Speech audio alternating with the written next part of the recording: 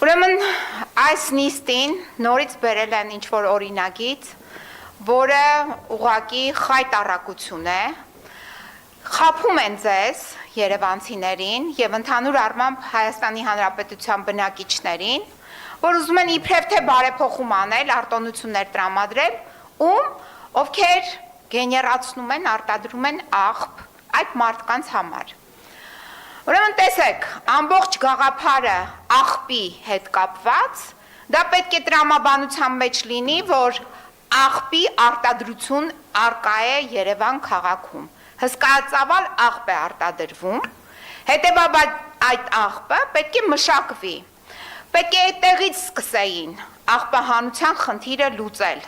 այլ ոչ թե բարձրացնեին աղբահանության վարձը, այն էլ անտրամաբանական ձևաչափով հաշվարկելով քառակուսի մետրը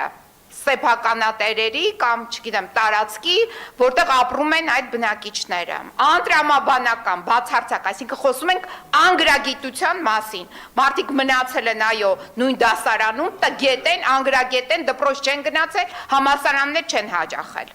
Ակնհայտ է սա։ Հիմա տեսեք, եթե մենք չենք լուծում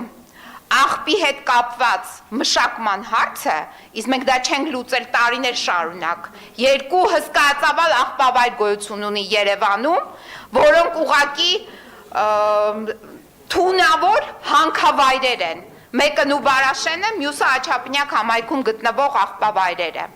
Եթե սա չի լուծվում և բերում են այսպիսի նախագծեր, որը անտրամաբանորեն թանկացնում են աղբի հետ կապված գումարը, աղբահանության հետ կապված գումարը, սա խոսում է այն մասին, որ ոչ միայն տգետ են, անգրագետ են, չգիտեմ, անբարոյական են, այլ նաև կոռուպցիաներներ են և կոռուպցիայի մեջ ահավոր թաթախված գաստրոլորներ են, որ 7 տարի է պտտվում են Հայաստանի Հանրապետությունով և Արցախով,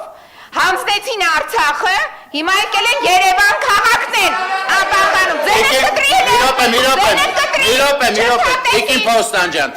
Տիկին Փոստանջան, Տիկին Վարդանյան, խնդրում եմ գտնվող գազաններին։ Մի հատ խնդրում եմ կոռեկտ խոսեք, մի հատ կոռեկտ խոսեք, Տիկին Փոստանջան, Ես իմ ամեն տակ ունեմ հիմնավորում։ Խնդրում եմ դուք կոռեկտ արտահայտեք, մի հատ մի գոռացեք իմ վրա, մի հատ հանգստացեք։ Խնդրում եմ տեղից չարձագանքել, շարունակեք։ Դահլիճի կարգավորում։ Կոռեկտ խոսեք ու առանց վիրավորանքների, այլապես հակառակ պատասխանը կստանաք, ես նայ ձեր համար եմ ասում։ Շարունակեք ձեր, դե ուրեմն շարունակեք ձեր ելույթը առանց վիրավորանքների, շարունակեք։ Դուք եք տոնը իջացրեք։ Որ դուք լսեք տոնս իմ շատ ցածր է, միջև դուք չեք Ես շատ լսում։ լավ լսում եմ։ Դե շարունակեք ձեր։ Հա, դե հիմա ժամանակը հետ կվերականգնեք։ Ուրեմն տեսեք, այս մարդիկ իրենց գաստրոլներով հանձնեցին Արցախը, հայաթափեցին Արցախը, հիմա այս գաստրոլորները ուղղակի մտել են, որովհետև անպատժելի է մնացել միջև հիմա։ Այդ որ գոռում էր, բղավում էր այս գաստրոլորներից մեկը իրենց որպես ворց հրճակած, որ ասում էր վնգստում են, չգիտեմ ինչ են անում, հիմա եկել են ստեղ են վնգստում, ասեցի ձենդ կտրի, ասեցի Տիկին Փոստանջան, ուրեմն այս գաստրոլորները եկել են մտել են երևանցիների գրպանը տարբեր միջոցներով, գույքահարկի բարձրացում, հանրային տրանսպորտի գումարի բարձրացում, աղբահանության բարձրացում, այսինքն սրանք ուղղակի այդ կոռուպցիա, թալան եւ այլն իրականացնում են բացահայտ կերպով, բայց չեն մնում պատժված, այսինքն պատիժը նրանց չի հասնում, բայց հասնելու է։ Ուրեմն դուք այդ ձեր թայֆեքի մեջ ունեք երկու տիկին, մեկը ղեկավարում է արդարադատության նախարարությունը, Սրբույ է անունը, հաջորդն էլ քրեակատարողական ծառայություն է ղեկավարում, անունը Ծովինար է։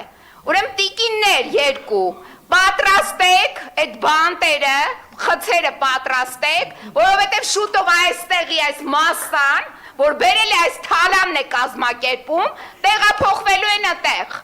Դուք ասեք չէ, ասեմ ձեզ այո,